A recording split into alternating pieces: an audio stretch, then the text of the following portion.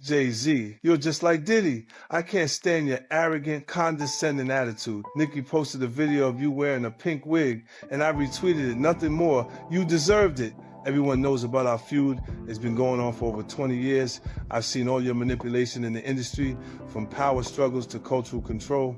In 2015, when Tidal launched, Nicki helped you build it from nobody to a successful platform, and you immediately pocketed her $7.9 million in royalties. Lil Wayne was qualified for the Super Bowl, but you kicked him out of personal grudges. How is that any different from Diddy forcing his artists to sign unfair contracts? Just because Nicki didn't align with him, he resorts to this kind of suppression. You're truly despicable. What's even more interesting is that right after I showed him and his father's photo in the documentary Sean Combs: The Reckoning, you immediately had your lawyer send me a warning letter saying I overstepped my bounds. When you wrote the lyrics to exonerate Diddy back then, why didn't you think about today? You say the film is malicious slander, but why don't you dare sue me for defamation? Because all the evidence I have is true. I haven't finished reporting the witnesses in my documentary, and I haven't released all the Tidal profit sharing documents. If you know what's good for you, pay back what you owe Nicki with interest. Don't wait until I make Jay-Z Reckoning 2, by which time even Beyonce's PR team won't be able to save you. Jay goes, let's get it straight. Nobody's afraid of 50 Cent. I want everyone to be clear. No one's scared of 50 Cent. At that point, his safe presentation, even the glasses, what the glasses represent? Intelligence, right? A nerd. What are some of the things that come along with you being a nerd? Like, don't hit a guy with fire. He's not identifying with the transition and difference in the perception of Jay-Z. Now he's really safe, and people feel comfortable with him because they know he's not going to do anything inappropriate or try not to. Meanwhile, when he's saying he's not afraid of 50 Cent, why would you have to make that clear when no one's ever asked me if I'm a... For years, the tension between 50 Cent and Jay-Z remained more than publicly highlighted, but the documentary brings renewed focus to those long-standing narratives. Both figures rose as major forces in hip-hop, yet their methods have often appeared very different. One direct and confrontational, the other measured and strategic. Revisiting their differences raises a broader question about who truly shapes the culture, the outspoken disruptor or the quiet strategist. And if influence often works behind the scenes, music, it invites reflection on how much of hip-hop's history may have been interpreted as coincidence rather than intentional positioning. Is close, even though Jay lawyer came out and said it now. Because Jay-Z and Puff was given an assignment, and that was to destroy East Coast rap. And what I mean by that, and I know people gonna like, yo, Gene is out of his mind and everything like that. Check this out, brother.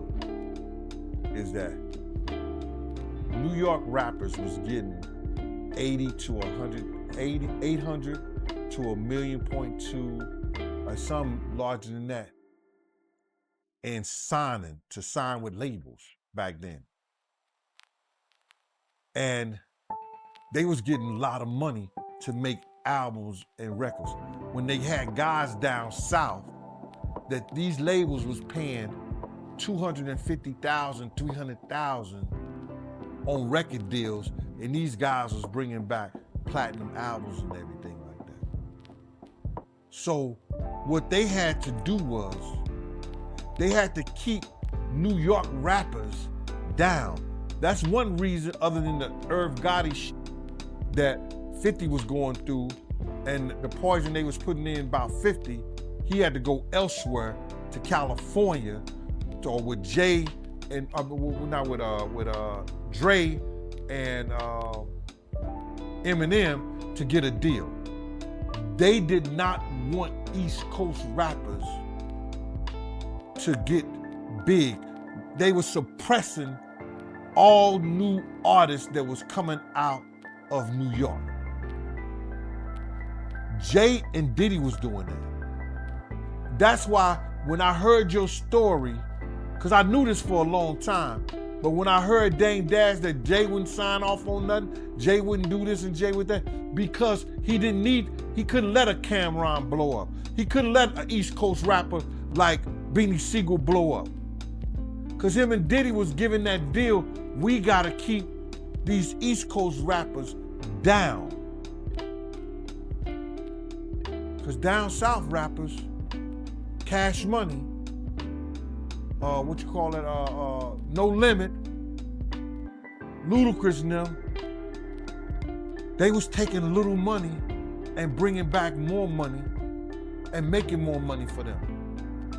So the record labels, I wouldn't say they was gonna lose off the. When he signed that contract, the marriage contract, he got trophies.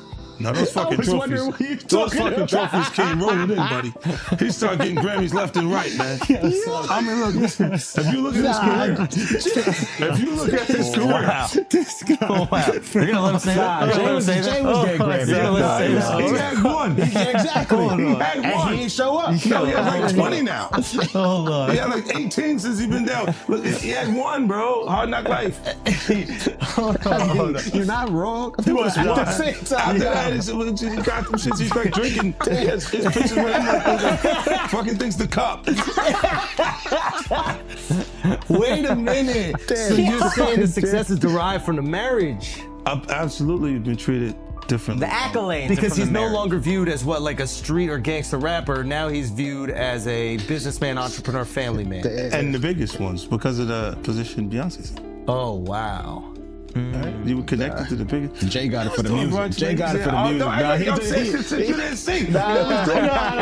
He deserved those. I'm sitting there, it was like this, like Black excellence. They're sitting there like, yeah. It's the billionaire brunch. You're like, I hate you, man. unaware of anything going on here.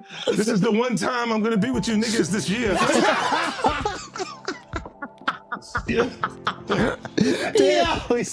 Come on, bro.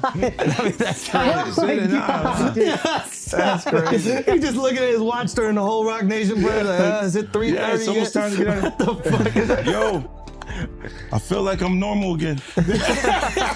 Get me out of here.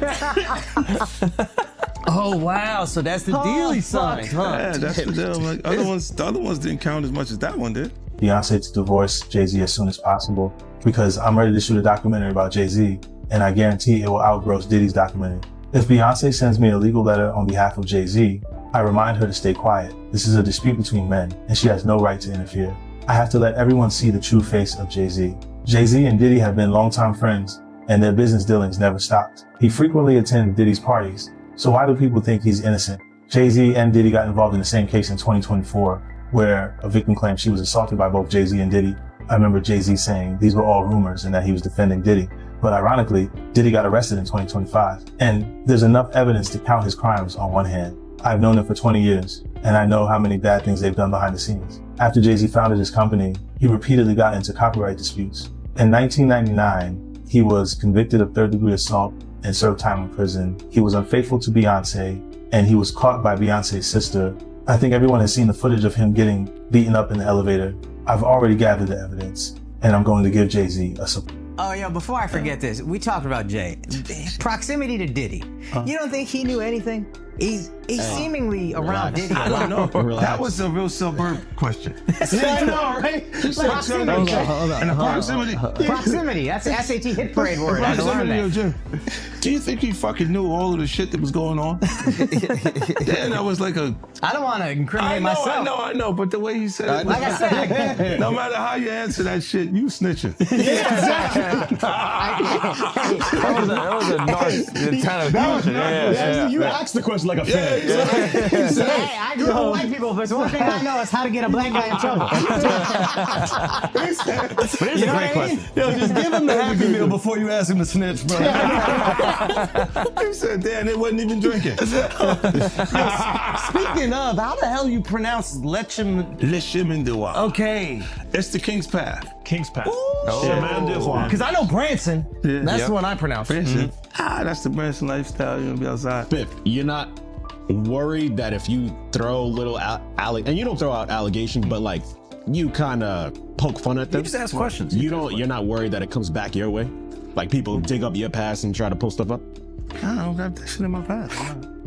Everybody got a little bit. Look, Like, I took. not that it's real or not, but- I took a pill, but it was for me to perform better. For her to remember, buddy. I didn't fucking give her a drink so she forget what the fuck happened. What the fuck is going on here, bro? Yes, I took the drink. I gave me the fucking drug to perform.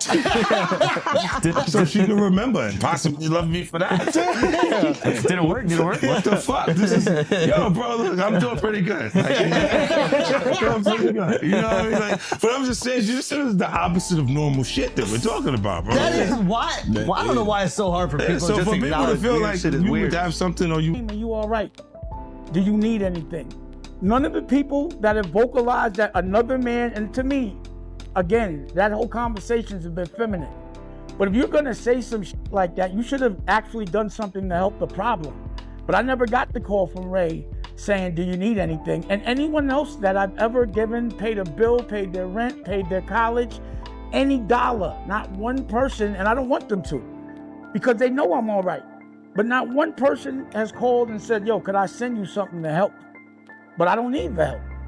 But if you're gonna talk about it, be about it. But to me, that's just a jab when you tell and promote a false narrative and say that I'm in such a bad place that another dude should help me.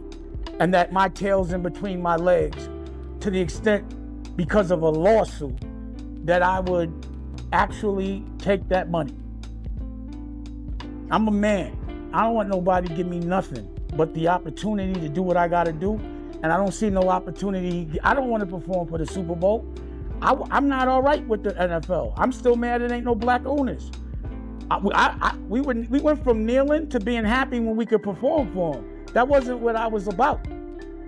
I was about ownership of our own league and taking pride in that.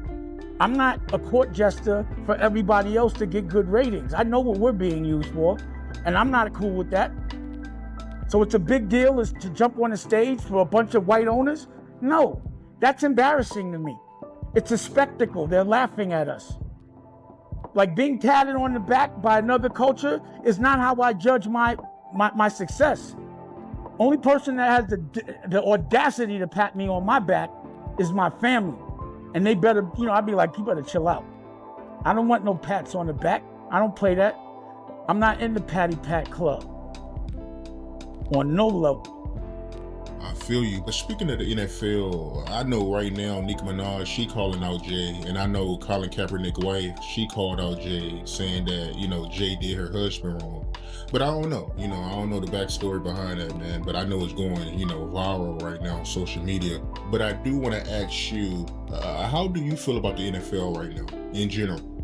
It's funny. She's cool with my wife, Rocky.